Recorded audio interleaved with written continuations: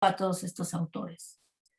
Él lamentablemente falleció ya hace algunos años, pero era un hombre que me acercó a todos estos autores, empezando por Marcel Mauss en este libro de Sociología Antropológica, donde Marcel Mauss habla de un concepto que existe en las culturas primitivas y que es el concepto del potlatch.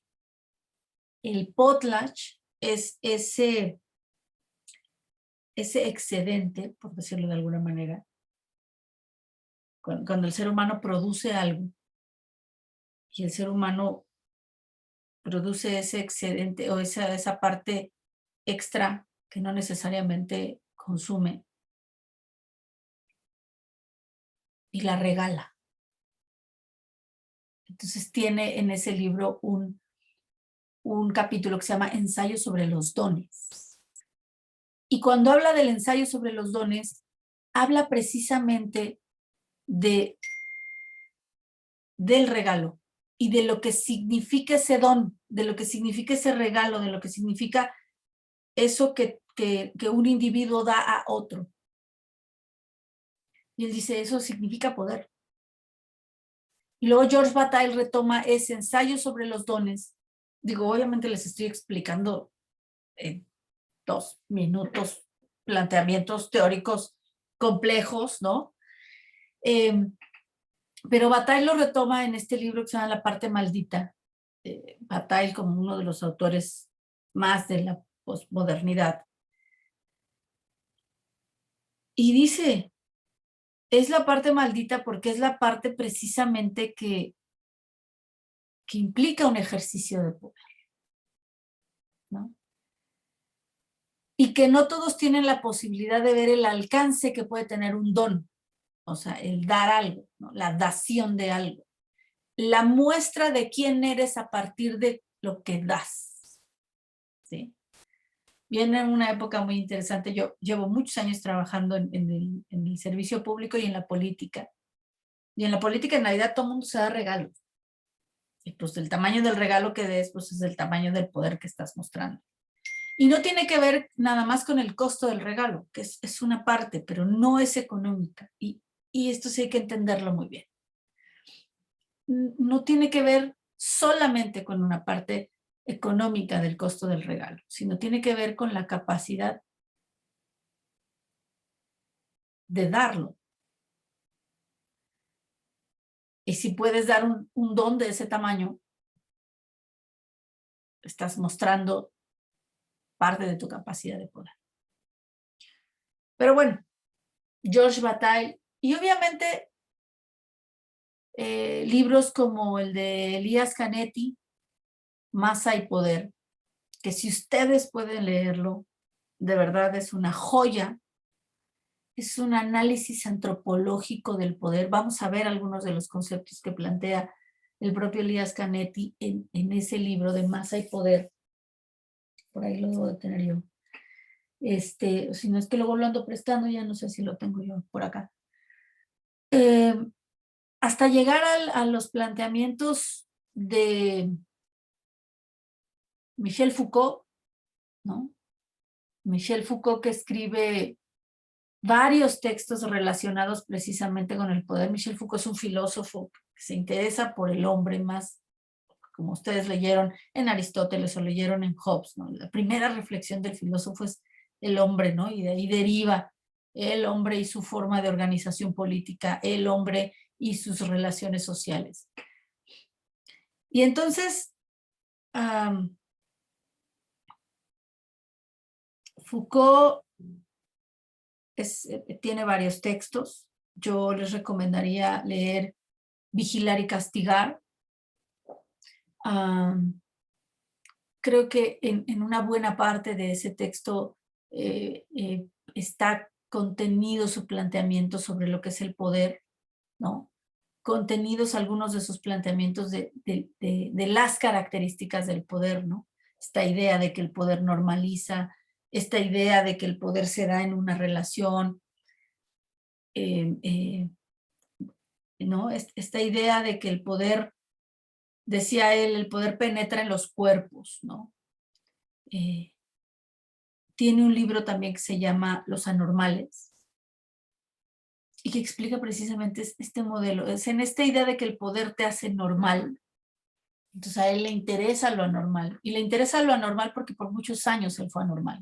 Foucault era un hombre homosexual y en la época en la que él vivió, pues eso era considerado hasta una enfermedad, ¿no? Actualmente ya no, ya salió del diccionario o de la categoría esa de enfermedades, del catálogo de enfermedades mentales, ya no está ahí, porque no es una enfermedad. Pero en la época en la que vive Foucault, pues sí lo era considerado. Entonces él era el anormal. Y entonces decía, bueno, ¿cómo el poder penetra en los cuerpos para hacerlos normales? Entre muchos otros planteamientos. Y obviamente hay una colección de cursos que él dio en Francia, ¿no? Después en Estados Unidos, él terminó viviendo en Estados Unidos, precisamente sobre el poder, cursos y entrevistas que le hacen sobre esta idea de, bueno, ¿y qué es el poder? ¿En dónde está localizado el poder? Porque antes de Foucault, la mayoría de los estudios que se interesaban por saber qué era el poder estaban centrados en los estudios del Estado. Y tiene una lógica, pues el Estado es la concentración de poder más grande, más presente en la vida de la humanidad. Es decir, pues sí, ahí está, ahí, o sea, ahí se percibe que hay poder, ¿no? Y en esta lógica de cómo surge, pues suena muy lógico. Pero Foucault se interesa por estudiar la microfísica del poder, como se llama este libro, esta colección de entrevistas y de cursos. El poder está en todos lados. Y ahí yo siempre hago un planteamiento con mis alumnos. Hay que desmitificar el poder. Hoy día, y a partir del discurso político, a partir de un discurso que busque ejercer poder, se entiende que el poder es malo, ¿no? O sea, los poderosos, ¿no? Son esos seres malos, corruptos, políticos sin escrúpulos, están allá, ¿no? En otro lado que no es mi cosmos, mi microcosmos, están fuera de lo que yo soy. Foucault nos dice, no están fuera. El poder es humano. Está en todos lados. Entonces, llegamos a Foucault. Y de Foucault llegamos a un crítico de Foucault, heredero también del pensamiento de Georges Bataille, que es Jean Baudrillard. Y Jean Baudrillard, que es un teórico de la posmodernidad o del posmodernismo, ¿no? Que habla sobre la posmodernidad como Deleuze, como Lipovetsky, como Lyotard, ¿no? Y que de alguna manera lo que plantea en todos sus planteamientos Baudrillard, es extraordinario leer La ilusión del fin, leer El intercambio simbólico y la muerte, leer el libro de la seducción, porque en esos textos podemos encontrar un conjunto de características de cómo funciona el poder en la posmodernidad. Antecedente de estos planteamientos que hubo después de esta idea de la sociedad líquida, ¿no?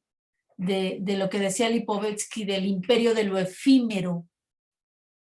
Hoy ya no se habla de la sociedad líquida, hoy se habla de la sociedad gaseosa, ¿no? En esta analogía de cómo se comporta la materia en sus diferentes estados, ¿no? En el líquido o en el gaseoso.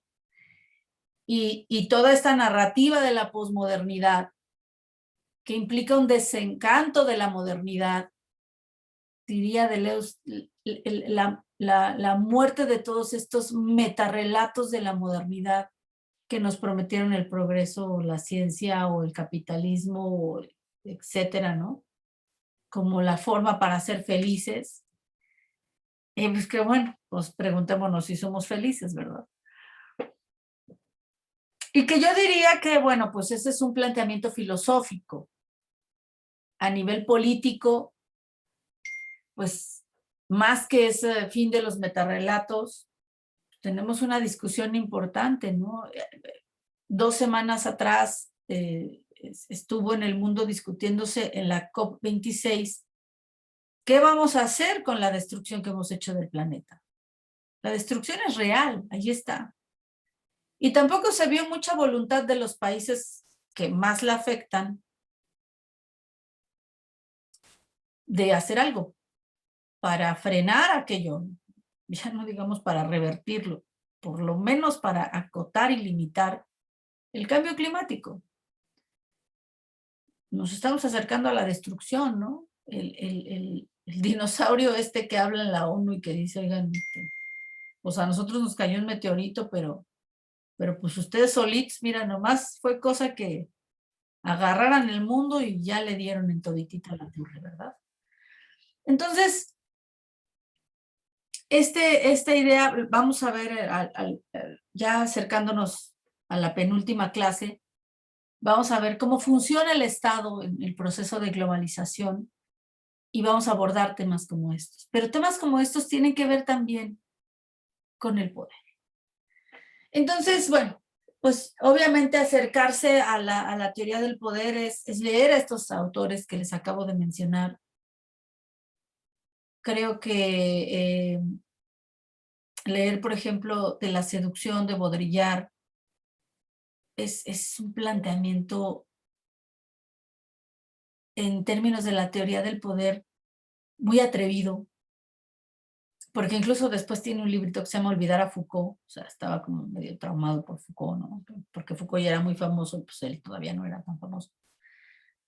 Y eran de la misma escuela. Entonces, bueno, pero no, está muy interesante incluso leer esa parte de Olvidar a Foucault porque plantea hasta dónde no llegó Foucault en sus planteamientos sobre el poder.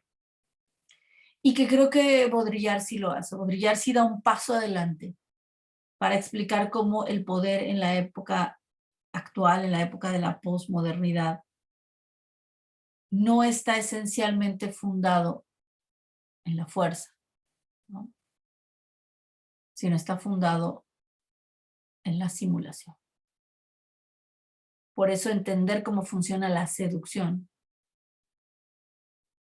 es entender cómo funciona el poder en la actualidad. Y romper esta dinámica que decía de que el poder es irreversible. Dice Baudrillard, el poder es reversible, ¿no? Pero vamos a ver ahorita a qué me refiero con eso. Entonces, todo este preámbulo, toda esta brevísima introducción, para preguntarles si ustedes saben lo que es el poder. A ver, ¿quién dice yo para atreverse a definir el poder? ¿Qué es el poder? No se amontonen, oigan. Pues yo lo entiendo como la capacidad que tiene alguien, bueno, en este caso una persona, para poder hacer, eh,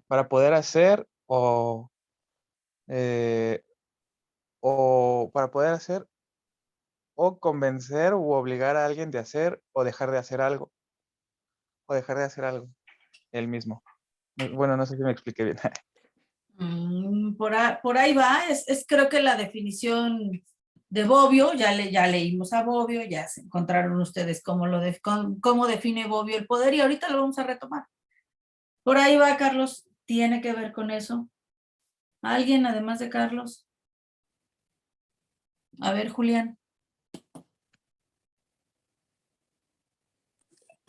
Bueno, para mí, el poder conlleva, aspectos, bueno, de hecho, sí, es relacionado con lo político, pero, o sea, como que siento que el poder controla como el comportamiento de diferentes sectores o en este caso sería como de personas o organizaciones, dependiendo, y como que ejerce pues autoridad la persona que tiene poder, dependiendo ya sea de si es presidente, poder ejecutivo o legislativo, pero como que ellos designan las actividades, o sea, tienen pues la autoridad para decidir qué puede ser justo, cómo se realizan las cosas, dependiendo la situación en la que se vaya a realizar,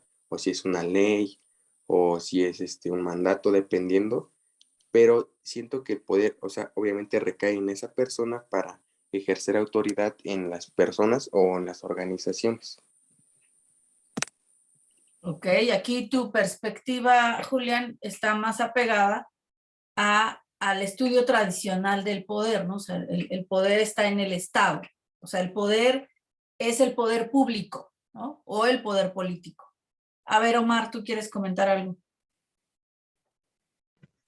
Bueno, yo lo veo más como la capacidad de ejercer y doblegar la voluntad de las demás personas y de ciertas instituciones. Ok. De personas y de instituciones. A ver, Jorge. Yo creo que poder es más bien el acto que tiene sobre una relación de dominación, ¿no? Más lo que dice Foucault. Es más eso, como el actuar, no existe poder hasta que no existe un acto. Y adentro del acto se pueden definir pues las relaciones de dominación, ¿no? ¿Quién tiene una dominación sobre quién? ¿Qué has leído de Foucault, Jorge? Leí un ensayo sobre Foucault que hablaba, bueno, aquí lo tengo creo, pero fue un ensayo respecto a un libro de Foucault, fue un ensayo de alguien más, Uh-huh. pero hablaban de cómo describía Foucault el poder y bueno, se me quedó mucho esa idea de que el poder se definía hasta que se actuaba, o sea, el poder era dentro de una relación, un aspecto dentro de una relación de dominación y no existía el poder hasta que no se actuara. Y eso lo leí en una clase de introducción al pensamiento político. Ahorita le digo cómo se llama el libro. Autor que escribió ese artículo donde menciona a Foucault, ¿no? Ajá. Bueno, Es pues el concepto, perdón, es el sí, concepto del poder. Y habla de Rafael Bellos, Venezuela. Ok. Entonces, es el ensayo, dice el concepto de poder según Michael Foucault. Michel Foucault. Okay. Michel Foucault. Bueno, tiene que ver con eso. Ahí hay un acercamiento un poco más hacia ese pensamiento de Foucault. Omar, ¿quieres hacer otro comentario? ¿Que sigues levantando la mano?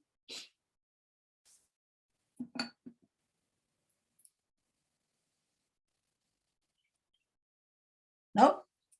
Bueno. Bueno, pues miren, el poder es parte de lo que dijeron todos ustedes. Vamos a ver cómo lo definen los autores. Y vamos a agarrar un autor que ustedes ya leyeron, porque me parece que es quien tiene una definición más sencilla de lo que es el poder. Ustedes ya leyeron a Bobbio, lo leyeron en este libro, en este breviario del Fondo de Cultura Económica, Estado, Gobierno y Sociedad. Y hay una parte que que Bobbio se mete a hacer esto que estamos tratando de hacer en esta clase de hoy, a entender la relación entre el Estado y el poder. De hecho, así se llama ese subcapítulo o ese apartado del libro de Foucault. Y ahí lo define de una manera muy sencilla y que al final de cuentas, en esa definición está contenido todo lo que acaban de decir Omar, Carlos, Julián y Jorge. está presente esta idea, quizá la idea de justicia, ¿no? Que por ahí la mencionaron. Creo que es un concepto, no que esté alejado del poder, pero no necesariamente es parte de esta disertación. Pero está el tema de la conquista de voluntades, está el tema de que se dé en una relación, está el tema de que se expresa en una acción concreta, ¿no? O sea, no podemos analizar el poder sin analizar una acción en concreto, ¿no?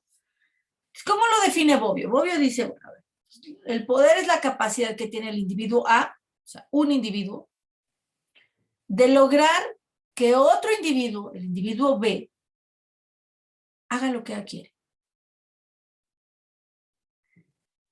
Eso es el poder. Ese individuo puede ser un individuo, ahora sí que si agarráramos el lenguaje de los contribuyentes, ¿no? Puede ser una persona física, o sea, puede ser una persona, o puede ser moral, o sea, puede ser colectiva, puede ser un ente, ¿no? Moral, un ente colectivo, una institución, un grupo de personas, un partido político, un gobierno, un país, ¿no? Pero es eso, es la capacidad que tiene uno, y cuando hablamos de capacidad, aquí viene una parte muy importante de lo que dice Foucault, estamos hablando de que el poder se ejerce, o sea, se ejerce cuando actuamos, que nos decía un poco Jorge, ¿no? De que leyó en este artículo que se encontró. Es decir, si nosotros no actuamos, no mostramos esa capacidad.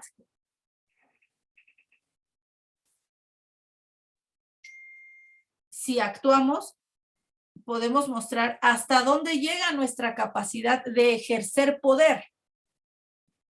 Por eso este tema de que ocurre en un acto o lo puedes ver en un acto, en una acción, ¿no? Es real. En este concepto está también esta idea, ¿no? De la voluntad del individuo.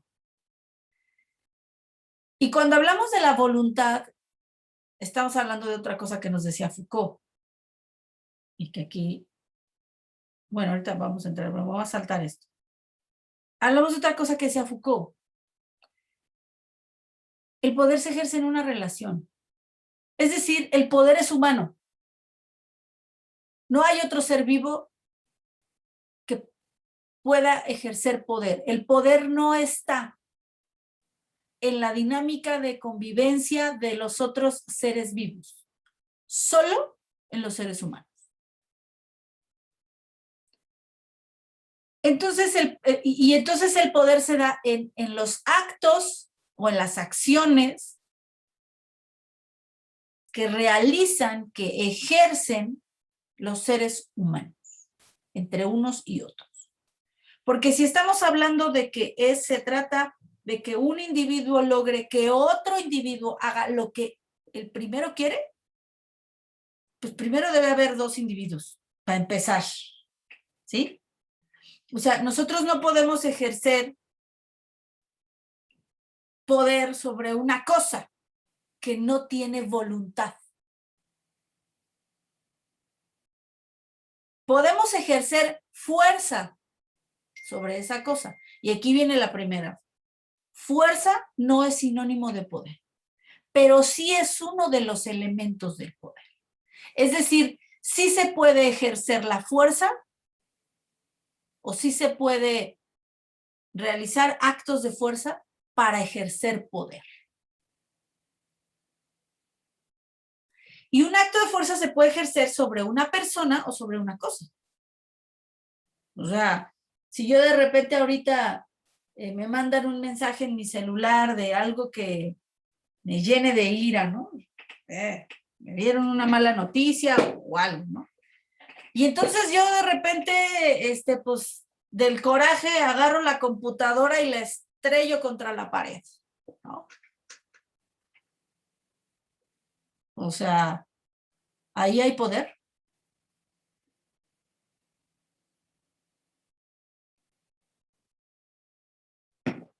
Ah, claro, vivo sola, o sea, nadie se va a dar cuenta. A lo mejor los vecinos van a escuchar, ¿eh? Algo ya se cayó, algo ya se rompió, se oyó un fregadazo.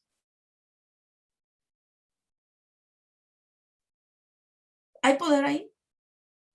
Hubo fuerza, ¿no? Porque necesito la fuerza para agarrar la computadora. Bueno, pensemos en el escritorio, agarro el escritorio, o sea, estoy bien ponchada y entonces agarro el escritorio y lo estrello contra la pared, ¿no? No ejercí poder. Destruí una mesa, destruí una computadora, ¿no? Hoy el poder tiene que darse en una relación. Solo las personas tienen voluntad. Entonces, ¿qué dice Foucault? El poder circula, el poder está en todos lados, ¿no? Él pone un ejemplo, y aquí es cuando me hace falta el pizarrón, pero pues no tenemos aquí pizarrón. El poder, dice él en su libro Microfísica del Poder, el poder es como una fuerza de vectores. ¿Se acuerdan de sus clases de física y se acuerdan qué es un vector? ¿O no? Van para todos Sí, lados, ¿no? En todas direcciones, chocan unos con otros, van unos en una dirección y otros en otra, o sea, el poder circula en todos lados. ¿Por qué? Porque cada individuo, cada persona que tenga voluntad, tiene una capacidad individual, personal, de ejercer poder. Y lo ejerce. Entonces, lo primero que tendríamos que entender es que el poder no solamente está allá en los políticos, está allá en las instituciones del Estado, en el poder legislativo. Por aquí alguien mencionaba la autoridad, ¿no? El poder judicial, el legislativo. No, el poder no nada más está allá.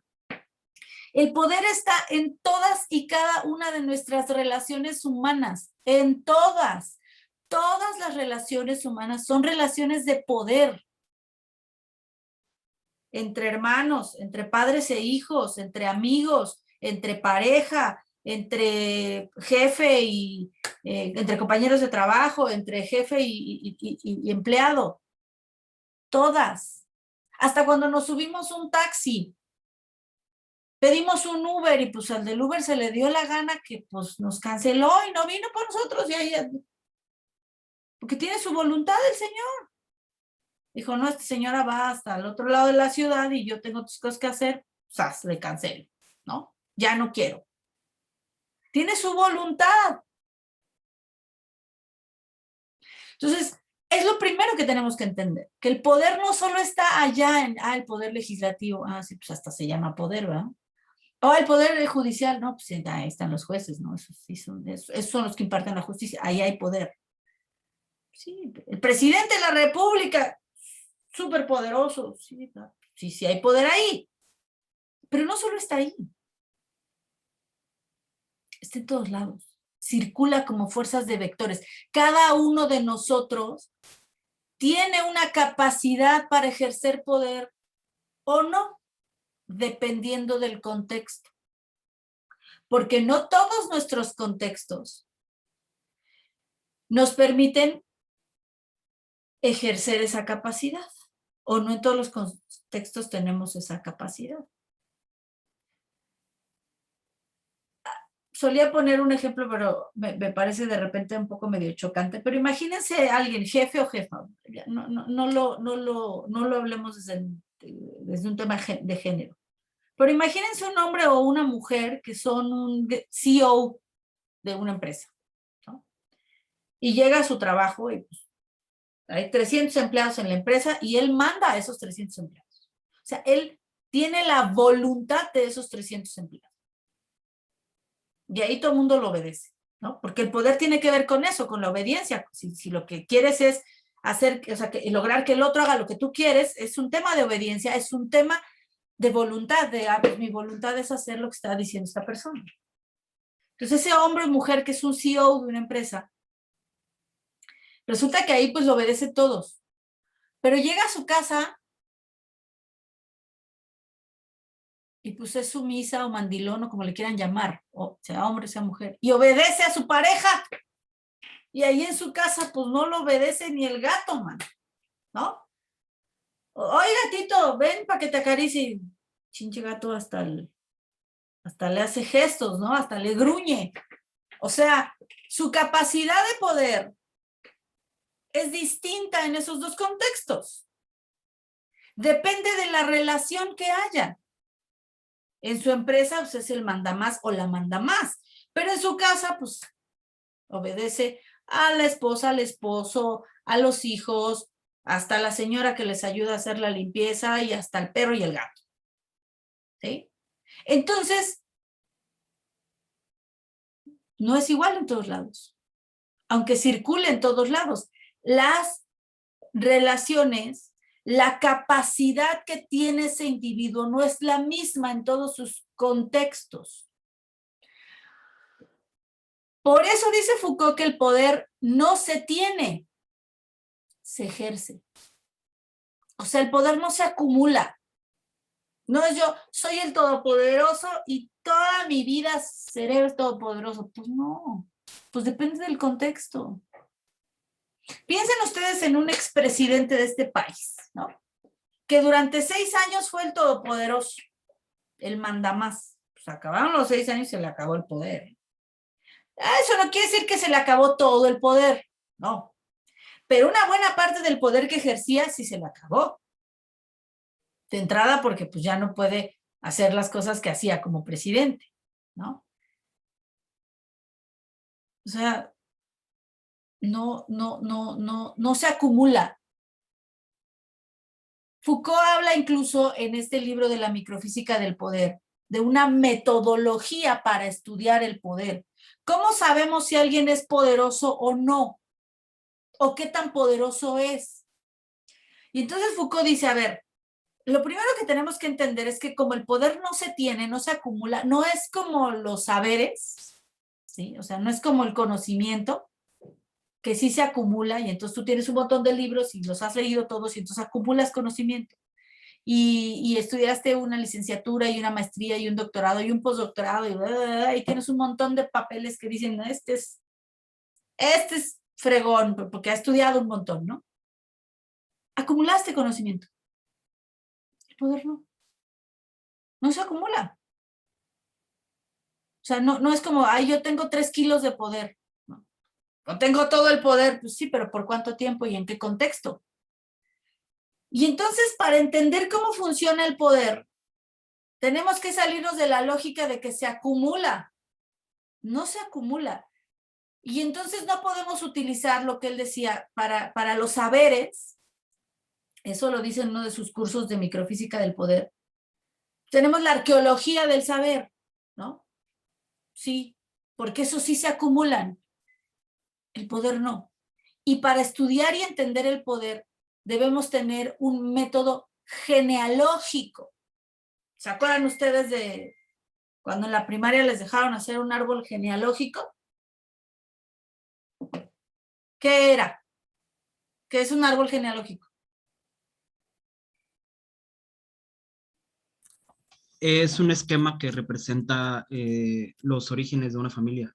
¿No? Pues te ponían ahí a ver tú y ahí sí tu papá y tu mamá y luego el papá y la mamá de tu mamá y el papá y la mamá de y tus hermanos y, y la esposa del hermano y tu sobrino. O sea, relaciones, vínculos entre personas. Para analizar el poder, eso es lo que tienes que analizar. Los vínculos que existen entre las personas, porque de ahí vas a determinar la capacidad o no que tenga un individuo de ejercer poder. ¿Sí? Si eres el hijo de, no sé, Olga Sánchez Cordero, ¿no? O eres el sobrino de David Monreal o de Ricardo Monreal, ¿sí? O eres el hermano de López Obrador, o eres, o sea, ¿quién eres? ¿Cuáles son tus vínculos? Esos vínculos, ¿a dónde te llevan? No fue con ustedes con quien lo vi. Bueno, pero se los recomiendo en algún momento en su cuaderno de pendientes de la vida, anótenle ahí, pendiente de la vida, leer La élite en el poder, de Wright Mills, ¿no? Porque en ese libro Wright Mills, ¿qué nos dice? Bueno, y todos los demás que les mencioné antes también anótenlos en sus pendientes. Todos, ¿qué nos dice Mills? Nos dice, o sea, los poderosos están vinculados entre sí. Hace 2 semanas, ¿no? El escándalo se casa Santiago Nieto con Carla Humphrey, ¿no? O sea, el titular de la Wi-Fi, la consejera de línea. Pues claro que Santiago Nieto le ayudó a Carla Humphrey a ser consejera de línea, y claro que Carla Humphrey está ahí y responde a los intereses del vínculo que tiene con él. O sea, ¿qué nos dice Wright Mills? La esfera de la élite es la élite. Y hay la élite del dinero, la élite del poder político, la élite militar, la élite religiosa, la élite de la academia. Están las élites. Y entre ellos se vinculan. O sea, eso pasa en todos los lugares del mundo. ¿Sí? O sea, ¿por qué Beatriz Gutiérrez Müller es importante ahora? Pues porque es la esposa del presidente. Si no fuera la esposa del presidente, pues a lo mejor ni le hubieran grabado sus canciones, ¿no? Son los vínculos, las relaciones. Eso es lo que tenemos que estudiar cuando estudiamos el poder. Ese discurso que es propagandístico, que decía el presidente, ya no se lo he oído mucho últimamente, pero al principio de su sexenio lo decía mucho, ¿no? Hay que separar al poder político del poder económico. Y ahí está la gente creyéndoselo. O sea, los científicos sociales que nos hemos leído, a los señores que nos explican cómo funciona el poder, pues sabemos que eso no se puede. Y tan no se puede que sigue ocurriendo. Que lo único que hubo fue un relevo de élites. Así, eso sí ocurrió, ¿eh? O sea, hay una élite que gobernaba y esa élite quedó fuera del gobierno. Y hay otra élite que ahora está gobernando. ¿Con qué empresarios hacen negocios este gobierno? Pues con sus empresarios consentidos. ¿Con qué empresarios hacía negocios el gobierno anterior? Pues con los consentidos del gobierno anterior. Y el anterior, de los anteriores, y así, ad infinitum. Porque no, esas relaciones no van a dejar de existir.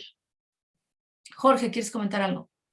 Sí. Oiga, profesora, y, o sea, en este vínculo, obviamente tienes tú que tener algo que ofrecer a la relación obviamente a que la relación sea interesante o a que los participantes se vuelvan interesados, porque como entiendo, o sea, no se trata de ser corrompidos, bueno, ser corruptos, ¿no? O sea, andar comprando la relación de poder, sino más bien si, pues es que el vínculo, como dice, ¿quién eres? La presencia, ¿no? De dentro del ámbito, a lo mejor del contexto, sí te tiene que obligar forzoso, ¿no? A ofrecer algo.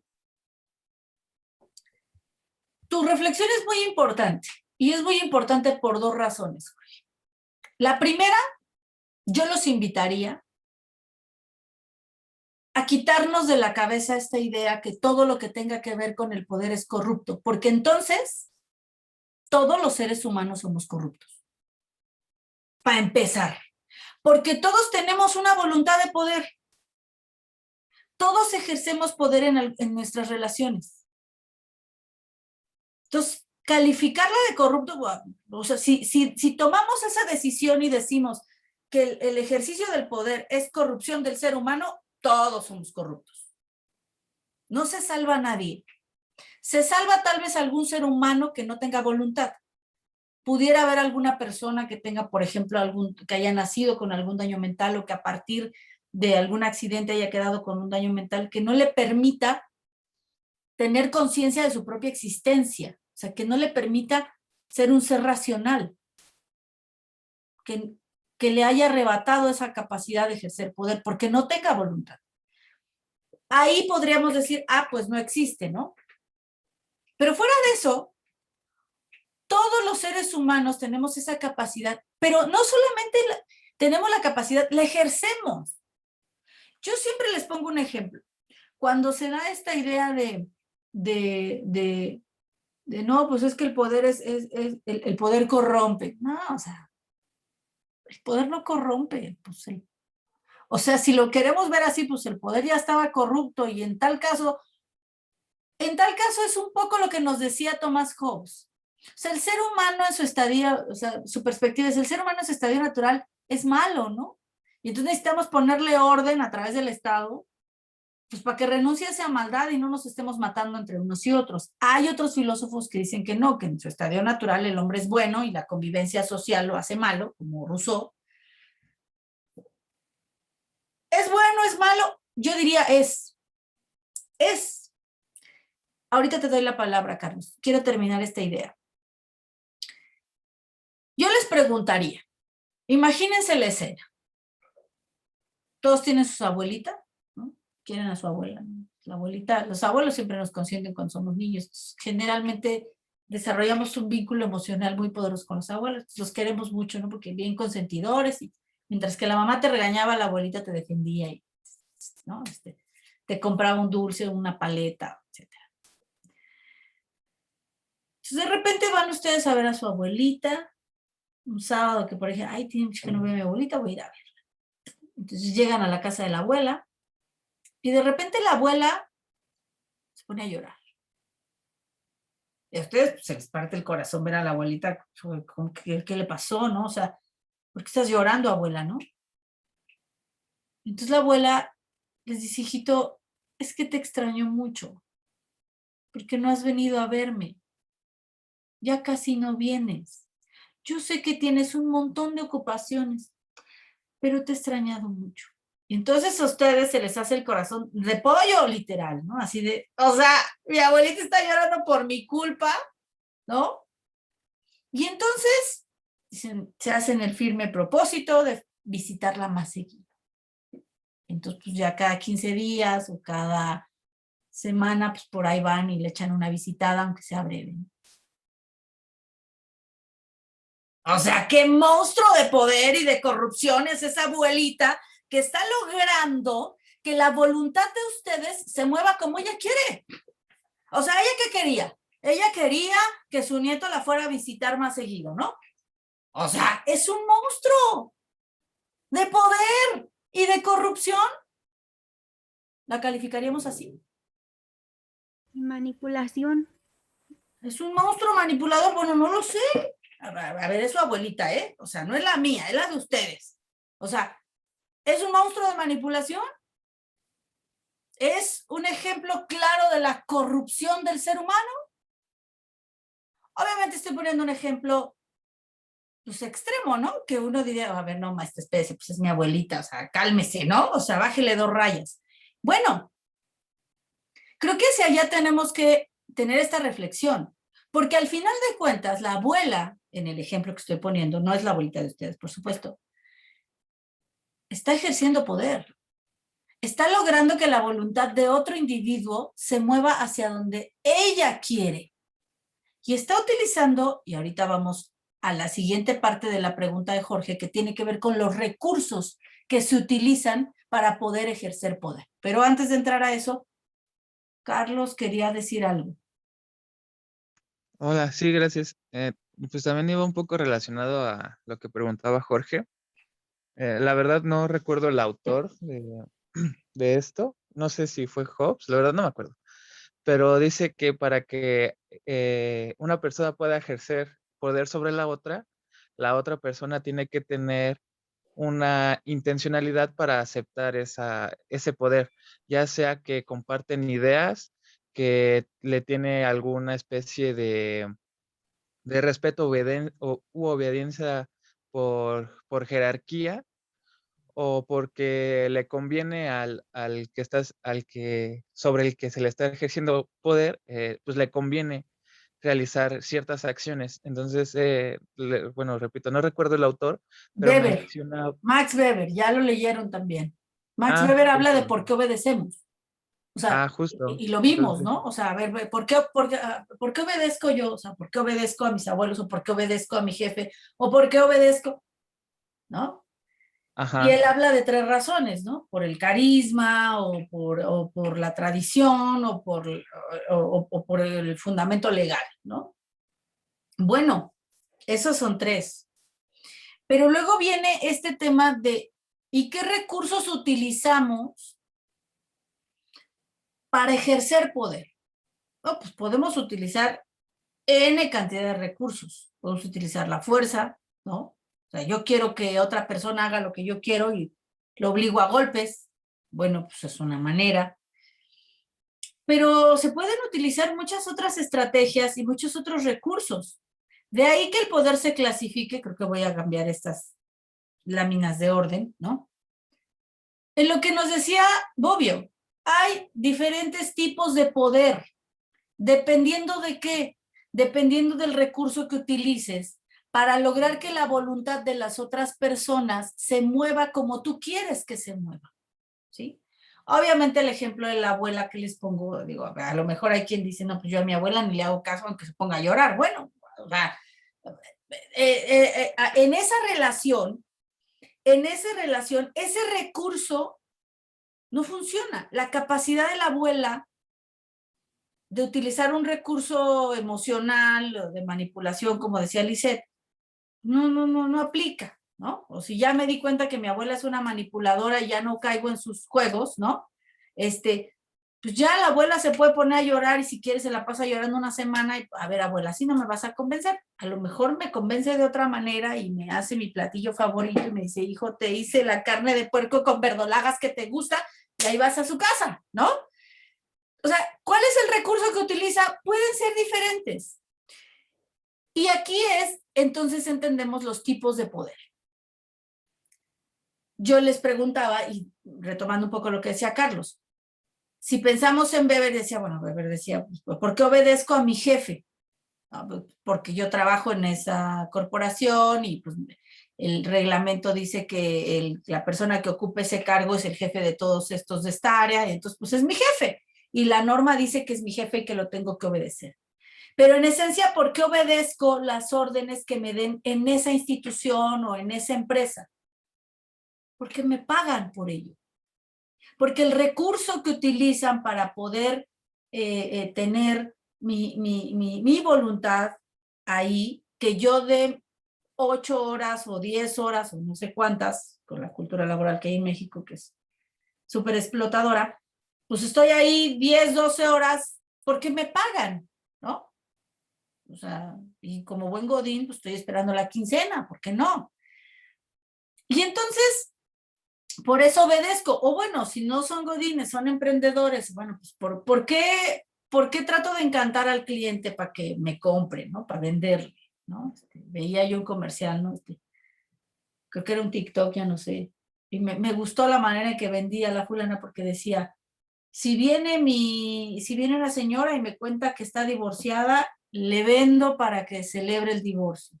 Si viene y me dice que está triste, le vendo para que se ponga contenta, ¿no? Y si viene y me dice y entonces para todo le vende, ¿no? Y si me dice que le gusta lo que traigo puesto, me lo quito y se lo vendo. O sea, al final de cuentas, hay un recurso en medio que en este caso es económico. Cuando hablamos de que hay un recurso económico, o sea, que el recurso para ejercer poder es el dinero o es lo material, estamos hablando del ejercicio de un poder económico. Cuando hablamos de este vínculo entre empresarios y políticos, ¿no? Estamos hablando de eso, de que hay un recurso que se utiliza, que es el dinero, que es lo material, para lograr que otros hagan lo que tú quieres. ¿Sí? Entonces, oye, pues yo tengo una gran empresa no sé, de refrescos, y entonces pues yo no quiero que aprueben el etiquetado de los refrescos, o sea, ¿no? Porque pues eso va a hacer que bajen mis ventas. Entonces, ¿a quién le tengo que ir a pagar para que se me ocurra? Esa puede ser un ejemplo, ¿no? Y entonces los empresarios tienen a sus cabilderos, etcétera, etcétera. Bueno, en esa lógica hay un poder económico. Y ese poder puede ser tan grande o tan pequeño dependiendo del recurso.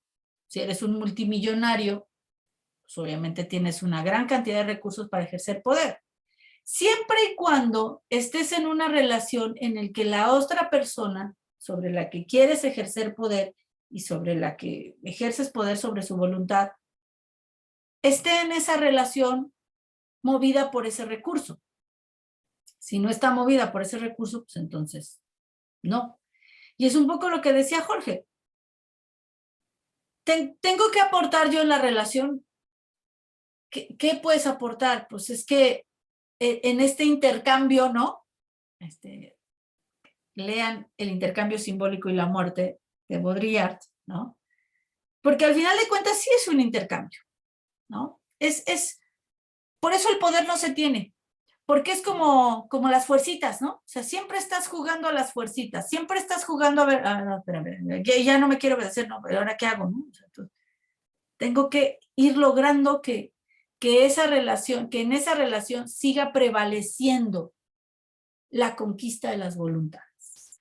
Entonces, si yo utilizo recursos económicos, estoy hablando de un poder económico. Recursos políticos, el poder político. Hay un poder político. Creo que ese es el que todos identificamos. Y muy probablemente ese es el que digan, bola de corruptos, son esos. Sí, pero, a ver, yo les pondré un ejemplo, ¿no? Oye, pues es que fulanita conoce a fulanito, pues le voy a pedir que me ayude un favor, a ver si me ayuda a colocarme en algún trabajo, o voy a hablar con el director de la escuela secundaria que es mi vecino porque mi hijo no se quedó en la secundaria esa y yo quiero que vaya ahí porque es la que le queda más cerca de la casa. Y resulta que el director de la escuela es no solamente mi vecino, sino que es el esposo de mi hermana. Pues entonces yo hablo con el esposo de mi hermana y le digo, oye, ayúdame a que mi hijo quede ahí en esa escuela. Poder político.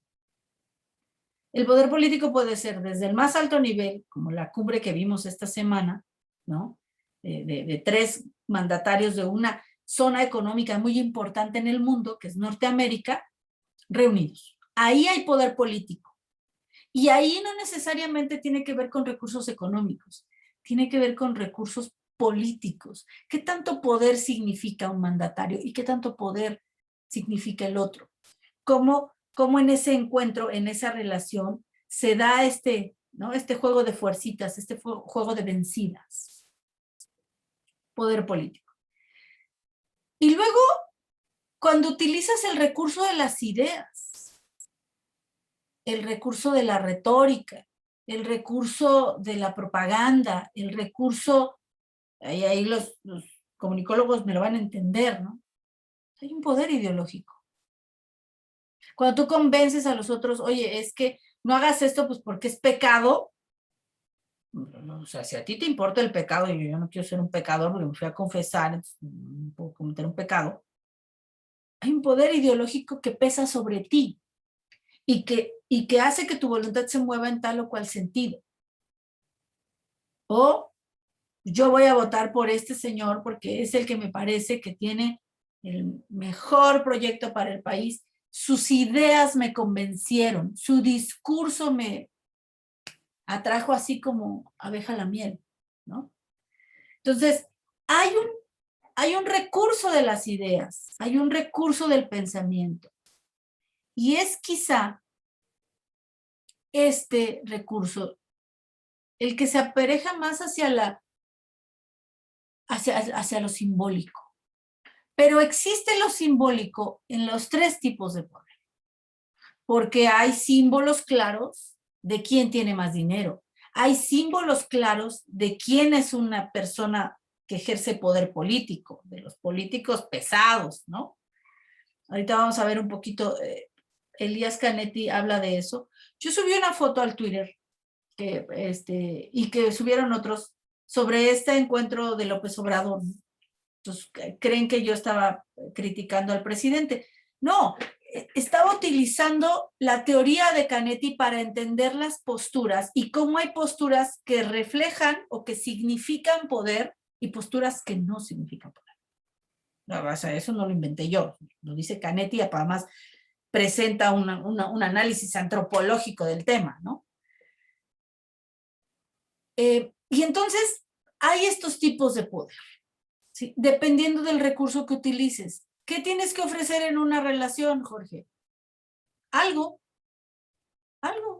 O sea, puede que un político beneficie a su esposa, pues no porque la esposa le abone ni dinero, ni relaciones, ni nada. Pues a lo mejor le aporta sexo y pues por eso, pues ahí está. Ahí hay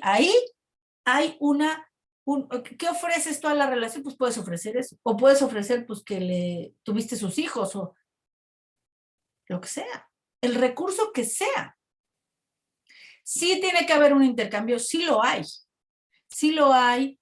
Y debe haber también un interés porque tú quieras que la otra persona haga tu voluntad, ¿no? Entonces, bueno,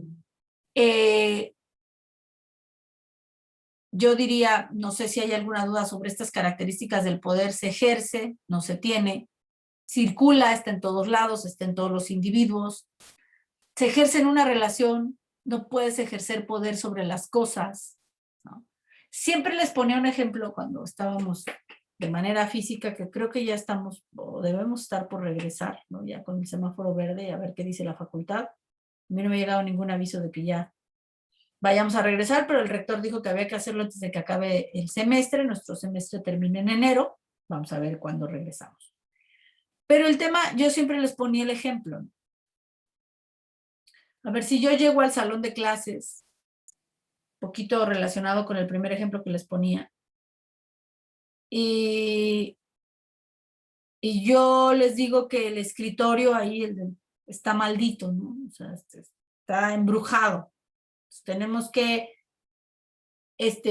tirarlo, ¿no? Arrojarlo por la ventana porque pues es que ahí está el diablo, ¿no?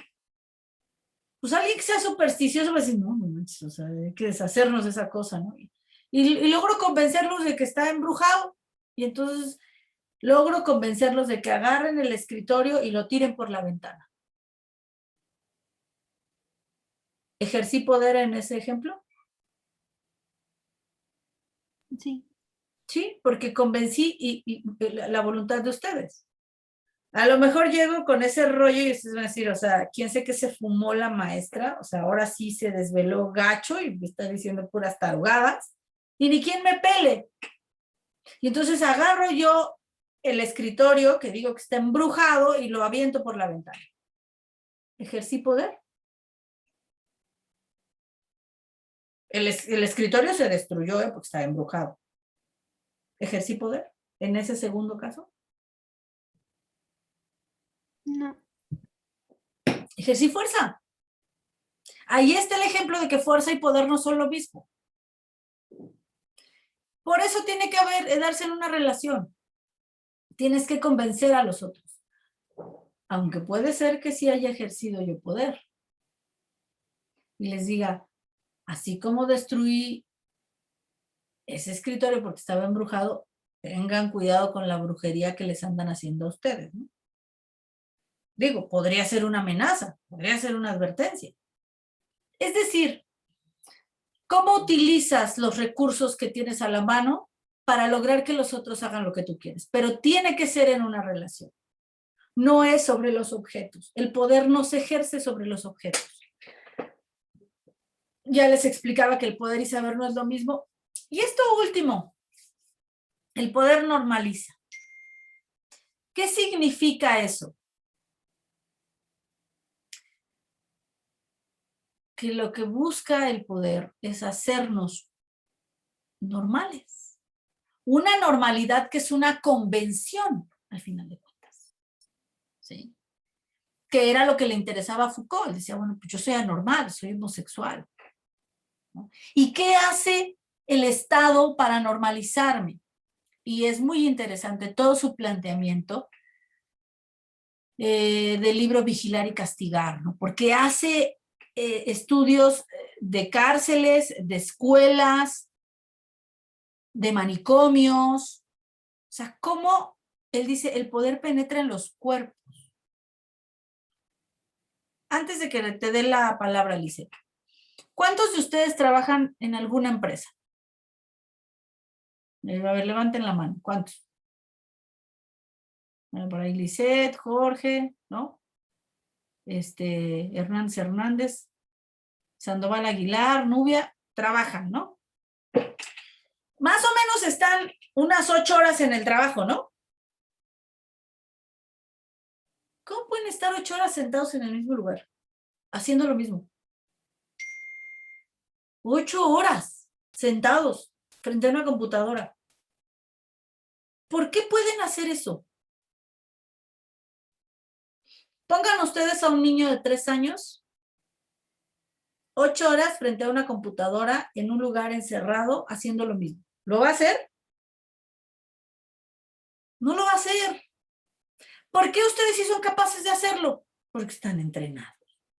Porque ya se chutaron 6 años de primaria, 3 años de secundaria, 3 años de preparatoria, 4 años de universidad, aquí oyendo sentados sus 2 horas a la maestra. O sea, nuestro cuerpo está entrenado para estar 8 horas en un lugar sentado. Sentado, o sea, dice Foucault, el poder penetra en los cuerpos, o sea, mi cuerpo ya está acostumbrado a estar 8 horas sentado y en una de esas nada más ir un par de veces al baño, ¿no? Porque en la primaria, oiga, maestra, ¿puedo ir al baño? No. Oiga, ¿cómo no? Pues si me estoy haciendo pipí, tengo que ir al baño. Pues no, aguántese. Pues ahí se aguanta el chamaco, ¿no? Hasta que la maestra dice, hasta el recreo, hijo de la mañana, pues bueno, hasta el recreo me aguanto las ganas de ir al baño. Digo, lo cual es violatorio de los derechos humanos de los niños y se supone que los maestros no deben hacer eso. Pero el tema es, nuestro cuerpo está entrenado. Nosotros no podríamos vivir la vida godín de 8 horas frente a la computadora en un solo lugar, encerrados, haciendo lo mismo. Y digo, bueno, los que trabajan en oficina, piensen en los que trabajan en la calle. Lo mismo, no podrían, si no hubieran tenido un entrenamiento en su cuerpo para ser normales.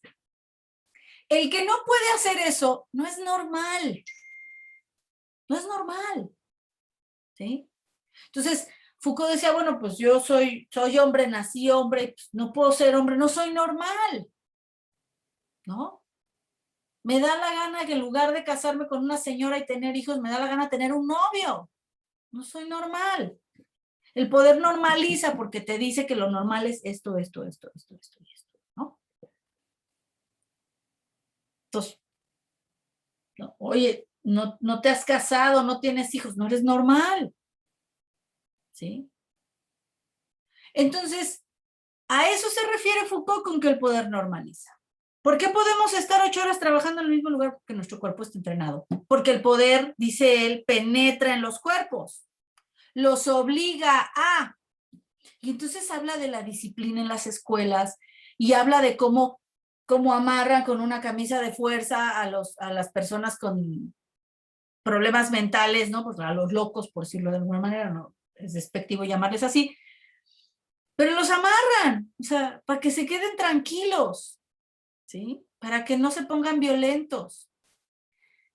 El poder normaliza. Penetra en los cuerpos, dice Foucault. Y entonces este estudio panóptico que hace en vigilar y castigar es precisamente eso, porque si no cumples te castigan, ¿no? Y entonces estás acostumbrado pues, a ser normal. Yo ponía, Alarcón sacó un cartón muy chistoso del tigre, ¿no? Se burlaba del presidente y cómo llega allá y está con su cubrebocas, etcétera. ¿Por qué? Pues porque la normalidad allá es otra. O sea, no es el presidente. A cualquier mexicano, yo no sé si les ha tocado verlo, pero acá se pasan los altos, se estacionan en lugares prohibidos, etcétera, etcétera, y nada más cruzan la frontera y son ciudadanos ejemplares. O sea, jamás se pasan una luz roja. Se cruzan la calle por la esquina, ¿no? No andan toreando los carros allá a media calle. Es una normalidad acá y es una normalidad distinta allá. El poder te normaliza dependiendo de eso. ¿Acá qué? Acá tenemos la frase magistral que dice y que permea en el top of mind de los mexicanos. ¿Para qué se hicieron las reglas? A ver, ¿no saben para qué se hicieron las reglas? Así, lo que tengan, el primer pensamiento que venga a su cabeza, alguien que se anime a decirlo. ¿Para qué se hicieron las reglas? ¿Para romperlas? Así de sencillo. Esa es la visión que tenemos del Estado de Derecho y de las leyes. Se hicieron para romperse. Y mexicano al que se lo pregunte, si ya tiene 2 pesos de conciencia, te va a responder lo mismo. Lo mismo. Lizeth, ¿querías decir algo? Sí, es que me había surgido la idea de, ¿y entonces las cosas no ejercen poder sobre nosotros? ¿Las cosas? Ujú. No, porque las cosas no tienen voluntad, porque las cosas no tienen recursos. Son otros seres humanos que utilizan esas cosas para ejercer poder sobre ti. Si te preguntas algo que tenga que ver con la influencia que pueda tener la tecnología en nuestras vidas, ¿no? O que yo en cuanto tengo algo de dinero y me llegó la quincena, voy y me compro otros zapatos.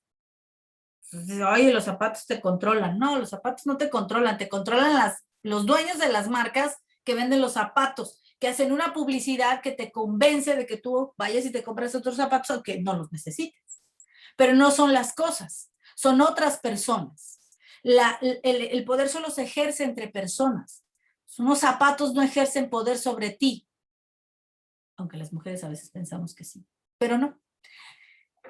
Es los que hacen y quieren venderte los zapatos, que hacen muy buena publicidad para convencerte de que te compres otros zapatos aunque ya no los necesites.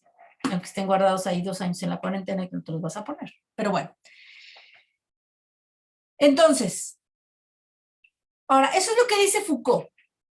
¿Qué dice Canetti? Y de verdad tienen que leer este libro. Masa y poder.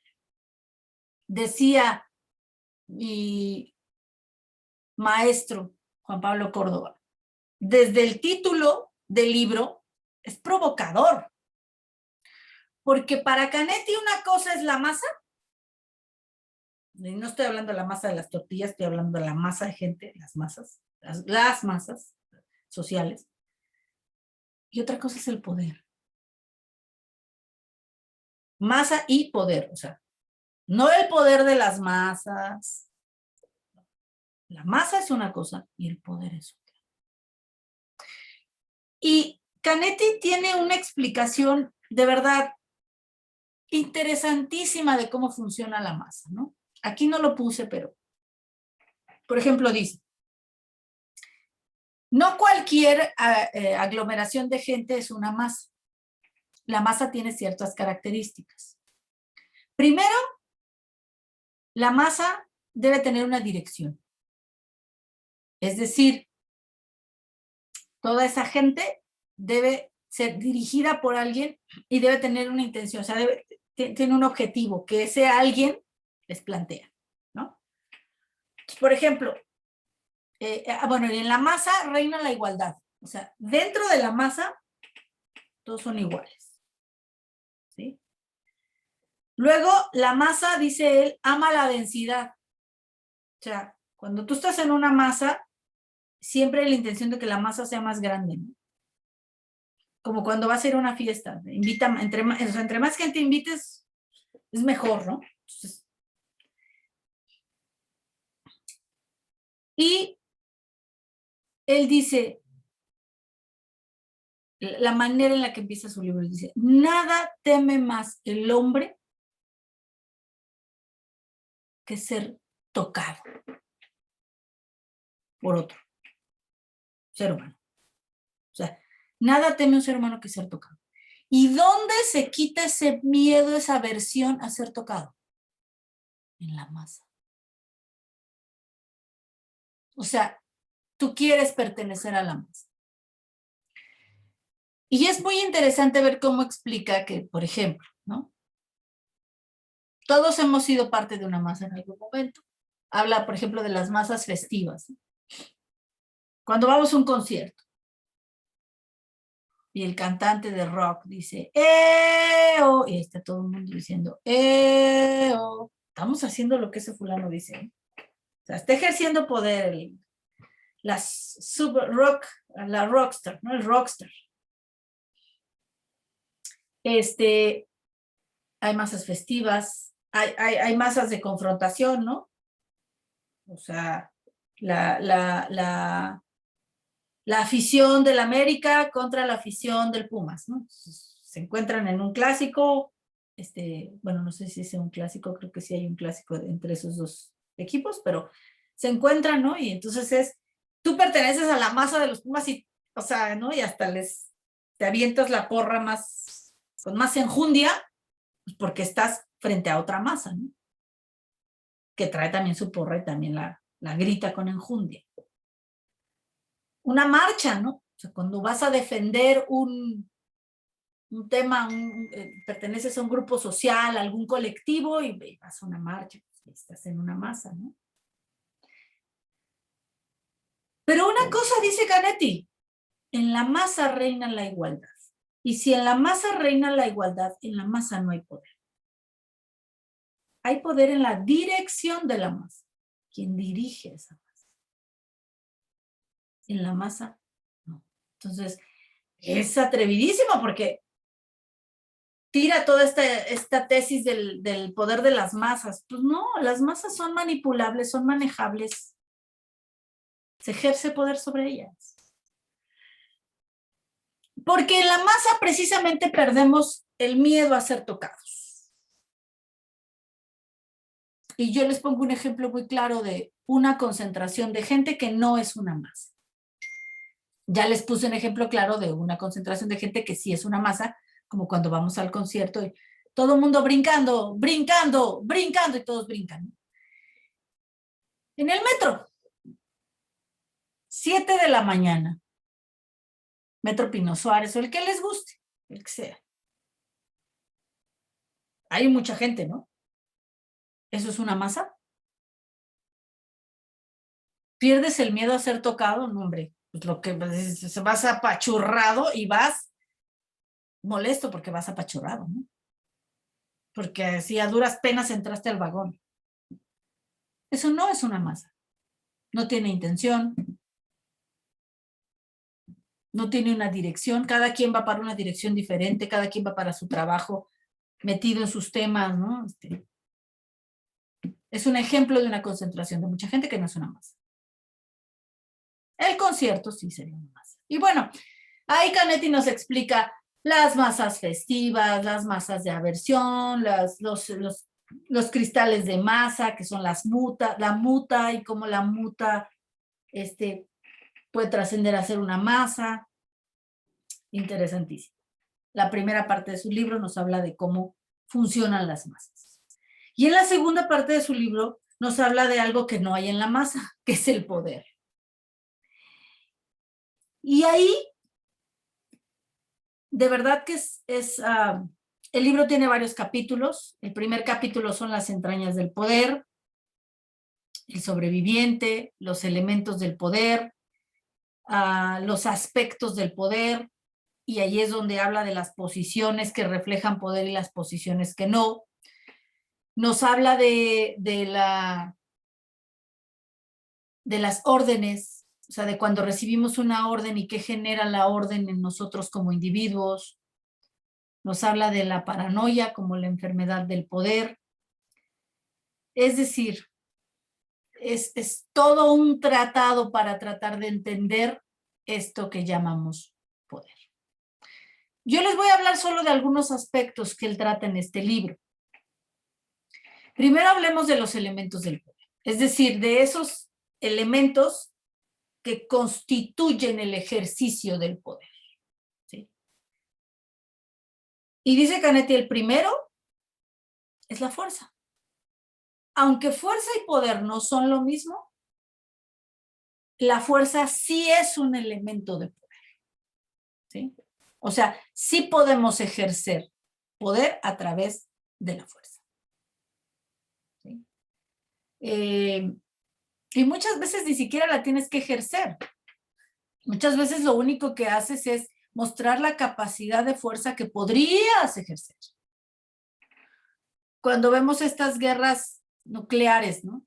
Que no son tales, pero pues que no, que ya, que Corea del Norte invirtió quién sabe cuántos miles de millones de, pues de la moneda suya, o de dólares, o de euros, o a la conversión que se quiera hacer, en un nuevo reactor o en una nueva bomba, y está haciendo ensayos nucleares en quién sé qué isla ahí cercana a su territorio, etcétera. No está usando esas armas para una guerra. Está mostrando las armas que tiene, por si alguien le quiere hacer la guerra. Es mostrar esa fuerza. ¿Sí?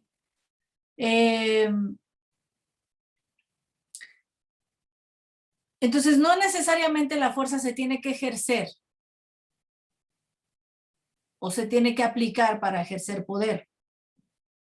Basta con mostrar la capacidad de ejercicio de fuerza que tienes. ¿Sí? Entonces es como si alguien, una persona así muy flaquito, ñanguito, va y pues se tiene que enfrentar a un musculoso, grandote, ¿no? Pues a lo mejor va a decir, no, pues, sí me van a poner la cara morada, por lo menos, ¿no? Entonces, ¿qué hace? Pues hace lo que el otro le pide, aunque el otro no lo haya golpeado. Nada más la amenaza de que pues, con un cachetadón te sacan del escenario, pues entonces, ahí opera la fuerza, ¿no? Otro elemento del poder es la rapidez. La rapidez es alguien que ejerce poder, diría mi ex jefe, si andas en este mundo de la política, debes tener cintura ágil. Digo, uno de mis primeros jefes en la política. Cuando me lo dijo yo no le entendía mucho esa cintura ágil. Sí, y efectivamente, ¿no? O sea, ya vas, pero te regresas. O sea, cambia la jugada, cambia la coyuntura, cambia el contexto y entonces tienes que reaccionar rápido. Si reaccionas rápido, tu capacidad de poder aumenta. Si no reaccionas rápido, disminuye. Yo tengo una asociación civil que atiende, bueno, por el momento estamos ahí un poco en stand-by, porque me metí a estudiar el doctorado y entonces me absorbió mucho tiempo y luego pues los trabajos de la política son muy absorbentes. Pero era una asociación para atender la violencia de género doméstica. Y cuando una mujer reacciona rápido a los primeros estímulos de violencia, o sea, los primeros actos de violencia que vive, es más fácil que no se encierre en el círculo vicioso de la violencia, o es más fácil que pueda salir si es que ya se enroló ahí. Cuando ya lleva mucho tiempo, cuando no reacciona de manera rápida, es más difícil que salga. ¿Sí?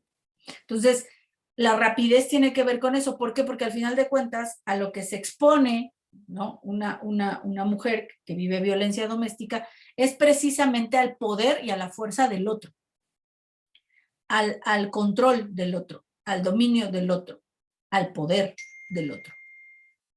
Y eso opera en cualquiera, ¿no? O sea, si tú estás en tu trabajo y tu jefe o tu jefa te maltratan y te gritonean y te tratan mal, y tú dejas que eso avance y no le pones un límite de manera rápida, el poder de la otra persona va a avanzar.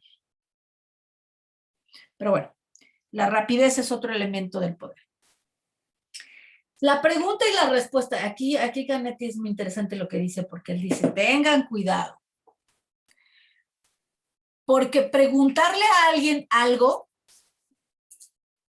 es darle una orden. Y este capítulo es interesantísimo porque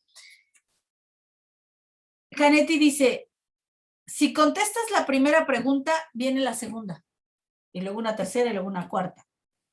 Y luego ya te bombardearon de preguntas, ¿no? Como cuando llega el marido tarde a la casa y ¿dónde estabas? ¿Con quién estabas? ¿Por qué llegas hasta ahorita? Ay, no sé. Te están empujando a responder. Al final de cuentas, la pregunta es una orden. Ustedes le dan una orden a otro. Como cuando van en la calle y le dicen, disculpe, ¿me puede dar su hora, por favor? Están haciendo una pregunta. ¿O qué hora es? Es un elemento del poder. La pregunta y la respuesta. Ya obligaron a la otra persona a que se detenga, a que vea su reloj. Bueno, ya casi nadie usa reloj, ¿no? Pero a que vea su reloj y a que les diga la hora. O, oiga, ¿me podría tomar una foto? Aquí estoy en Palacio de Bellas Artes. Obligaron a la persona a que se detenga, que agarre su teléfono, que les tome una foto. Una pregunta que lleva a una respuesta. Ese es otro elemento del poder. El secreto. Esta parte del libro también es súper interesante porque Canetti explica cómo se puede ejercer el poder a partir de guardar secretos de los otros.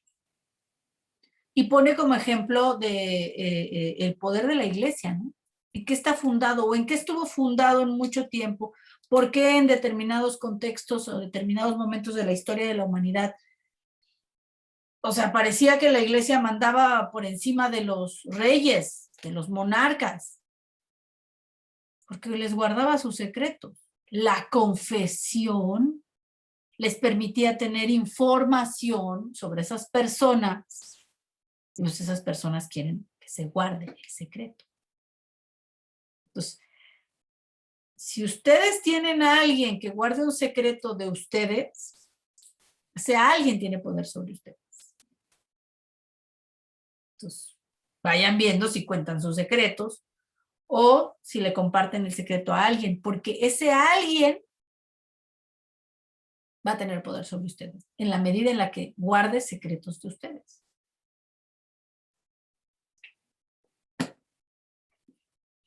Entonces, el secreto es un elemento del poder. Otro elemento del poder, y es súper interesante, nada más con que se acuerden la relación que tienen con sus mamás, ahí lo van a entender. Sentenciar y enjuiciar. ¿No? O sea, todas las mamás son eso, son jueces. ¿No? Hay un TikTok bueno, al parecer es una persona latina, ¿no? Que dice que si lograste sobrevivir a una mamá latina, ¿no? Que le dices, oiga mamá, voy a ir a una fiesta, usted no va, ¿no? Es que van a ir todos, usted no es todos. ¿No? Es que me voy a amargar, pues amárguese y luego que se le quite. Es que voy a ser infeliz, no va a ser infeliz. O sí va a ser infeliz, pero luego se le va a pasar. Sentenciar y enjuiciar. Como cuando llevan a la novia o al novio a presentar con la mamá y ya nada más ven que hace cara así como de, ¿no? Esta no me parece, esta no me gusta, ¿no? Este no es para mi hijo o mi hija, ¿no? No es lo que mi hijo o mi hija se merece. Hay sentencia, hay juicio, y eso es un elemento del poder. Entonces, o simplemente, cuando uno le pregunta a la mamá, oye mamá, esto, no. El no es un juicio. El no es, lo que estás diciendo es no. O sea, ahí hay un juicio detrás de ese no. Y dice Canetti que los poderosos sienten pasión por sentenciar y enjuiciar. Seguramente alguna vez les ha tocado estar en alguna conversación de amigos. Y siempre hay uno de los amigos del grupo, ¿no? Que se siente el sabelotodo. Es el que le da cátedra a todos, ¿no? El que dice qué está bien, qué está mal, y por quién hay que votar y por quién no, ¿no? Pues es el que siempre, con sus intervenciones, con la expresión de sus opiniones, sentencia a las de los demás. ¿Sí? Gente que comienza sus conversaciones con, no, eso no es así. es de esta otra forma. Hay una sentencia y hay un juicio. Los poderosos tienen pasión por el juicio. Y sentenciar y enjuiciar es un acto de poder, es un elemento del poder. Por eso hay un poder judicial, ¿no? Que es el que dice, el que da sentencias, el que emite juicios, el que dice, sí, cometió un delito y entonces va a la cárcel por tanto tiempo. Pena de muerte. Sentenciar y enjuiciar son elementos del poder. ¿Y qué es el perdón? ¿No? El perdón es como un elemento así supremo del poderoso. O sea, los poderosos perdonan. Como decía Francisco I. Madero en el Plan de San Luis. En la guerra, no me acuerdo cómo decía que era en la guerra, pero en la victoria magnánima, el poderoso perdona. Perdona a los demás. Cuando ustedes se someten a solicitar el perdón de alguien, se están sometiendo, o sea, están dejando que el otro tenga un poder sobre la voluntad de ustedes. Entonces, cuando le piden perdón a la novia, pues porque la dejaron plantada un día que se iban a ir al cine, ¿no? Entonces, pues la novia dice, ah, pues ahora sí se la voy a aplicar, ¿no? O al revés, el novio, pues, como sea. Someternos al perdón de alguien, a solicitar el perdón de alguien, es someternos al ejercicio de poder que pueda tener sobre nuestra persona. El perdón es un elemento del poder. Bueno, eso dice Elías Canetti. Elías Canetti también habla no solo de los elementos del poder, de los aspectos del poder.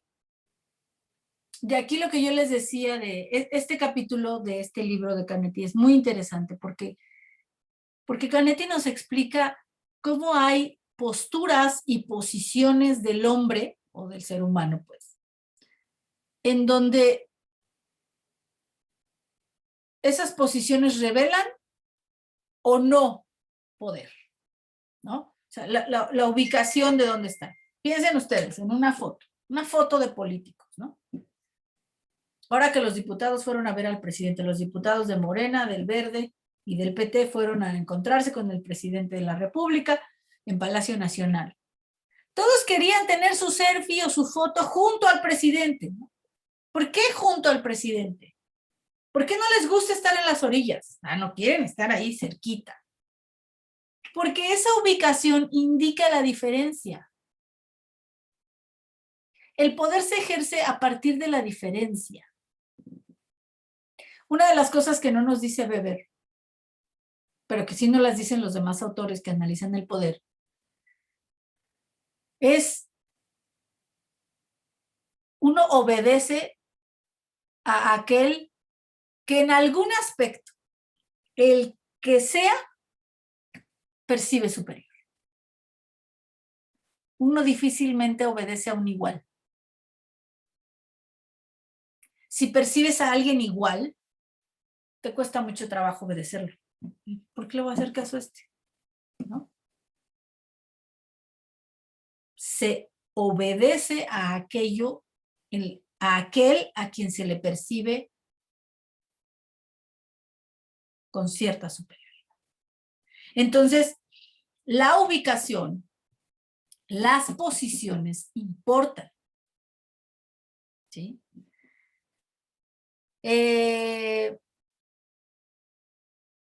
Aquí cuando habla de las posiciones del poder, ahí en la foto del final, Canetti habla de cuál es la posición del poder como más, o sea, un ejemplo de una disposición de personas que nos refleja un gran poder de una de esas personas. Y él dice que es el director de la orquesta. Porque el director de la orquesta está parado frente a toda la orquesta, frente a todos los músicos, y les está dando órdenes, les está diciendo lo que tienen que hacer. Pero el director de la orquesta le está dando la espalda al público. O sea, el público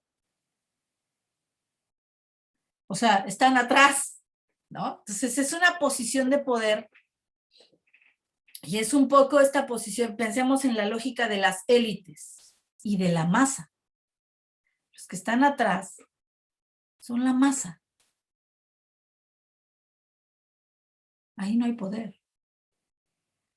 Y yo soy el que dirige a la élite, que sí tiene el poder. O sea, soy el más poderoso. Por eso esa posición es una posición que refleja mucho poder. Me decía un amigo hace unos días que platicaba con él. Algo así, de que lo estaban invitando a un proyecto. Le dije, pues nada más ten cuidado que no te agarren como carne de cañón, ¿no? Y me dice, sí, dice, ¿cómo dijo? Que uno de sus mentores decía, solo los perros de adelante saben por qué los de atrás estamos ladrando, ¿no? O sea, en esta lógica de Canetti de la masa necesita dirección.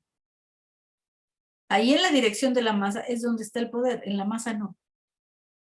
En la masa vive la igualdad, todos somos iguales. Y entonces es importante en dónde estés ubicado. Si te ponen junto al presidente, pues es porque has de ser importante, ¿no? Es porque debes ejercer más poder que otros. Y bueno, no me voy a meter a toda esta parte de la ordenación del poder, ¿no? El poder le da orden. En esta lógica Foucaultiana, ¿no? Del poder normaliza, pues el poder regula el tiempo. El poder regula el tiempo de las personas. Si ustedes llegan tarde a su trabajo, les van a descontar. Entonces, ¿qué hacen? Ponen un checador. Entonces, ustedes le tienen miedo, no al checador, sino a la persona que puso el checador, por lo que esa persona puede hacer en términos de la relación de poder que hay ahí, que es económica. Si yo llego tarde, me van a descontar. Y yo estoy ahí obedeciendo porque me pagan. Entonces, ya no llego tarde. El poder ordena el tiempo. ¿Sí? El poder regula la actividad de los hombres. Bueno, de los seres humanos. Si puedes ir al baño o no puedes ir al baño. Hace unos días yo estoy en un nuevo trabajo y entonces mi nueva jefa decía, ¿qué? Algo así, nos fuimos a comer a la hora de la comida, no había gran cosa. Y entonces pues de repente nos llega un mensaje a todos los que estábamos ya comiendo. Oigan, les pido que no vayan a comer porque quién sabe qué cosa se iba a necesitar y pues, too late, ¿no? O sea, ya estamos comiendo, o sea, no puedes ordenar ese tiempo de las personas, de si comen o no comen. Pero el poder sí lo hace. ¿A qué horas comes? ¿A qué horas vas por tu lunch? ¿A qué horas tienes el receso en la escuela, en la primaria? Y la política lo que requiere es orden, que al final es lo que busca el Estado, si ustedes se acuerdan del planteamiento hobbesiano. De lo que se trata es de ponerle orden a ese caos que nos está matando. Se nos está terminando el tiempo. Muy probablemente ya no vamos a poder ver la parte de la orden, la parte de la metamorfosis y la parte de la paranoia, que es lo que nos falta. ¿Qué les diría yo? Vamos a dejarle hasta aquí. En la próxima sesión vamos a ver, ya vamos a entrar un poco más al tema del derecho. Tienen que leer el libro de García Maínez, que está publicado en el Moodle. Y vamos a hablar, no es cierto. Hicieron ustedes, les tocó hacer el control de qué es una constitución, ¿no? El de Lowenstein y el de Lowenstein, bueno, los textos que hablan sobre la constitución. Ok, entonces para la próxima tendrían que leer el de García Maínez, que es propiamente sobre introducción al estudio del derecho. Yo voy a hablarles un poco de las jerarquías de las leyes, de cómo funcionan, ¿no? Y luego ya vamos a hablar de el Estado y la globalización. Pero nos daremos unos 10 minutos para terminar esta presentación que tiene que ver sobre el poder, porque el poder tiene una relación muy estrecha con el Estado.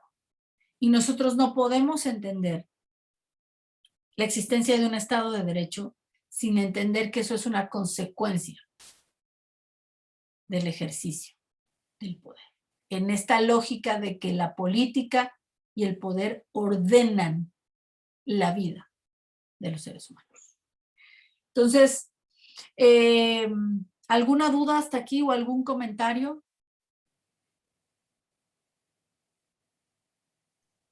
¿No? No, profesor, No, gracias. todo bien.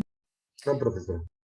Bueno, pues entonces la próxima clase vamos a revisar lo que ustedes ya revisaron sobre qué es una constitución y sobre la jerarquía de las normas jurídicas y la relación obviamente del Estado con el Estado de Derecho. Vamos a dedicarle unos 15 minutos a terminar esta presentación. A mí me parece que es un tema muy importante, además es un tema que me apasiona, ¿verdad? Pero creo que se nota un poquito. Pero creo que es muy importante porque tenemos que desmitificar el poder. O sea, no es cierto que el poder solo esté allá en los políticos corruptos, está en todos lados. Y bueno, aquí viene la discusión, ¿no? ¿Meteremos una discusión moral o no? Hay quienes de manera propagandística lo hacen. ¿Qué tan válido es en una lógica del poder? Pues tal vez todo se vale, ¿no? O tal vez no.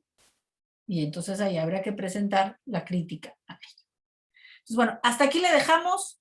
Que tengan bonito sábado. Y por el WhatsApp, ahora sí, ya estoy más tranquila.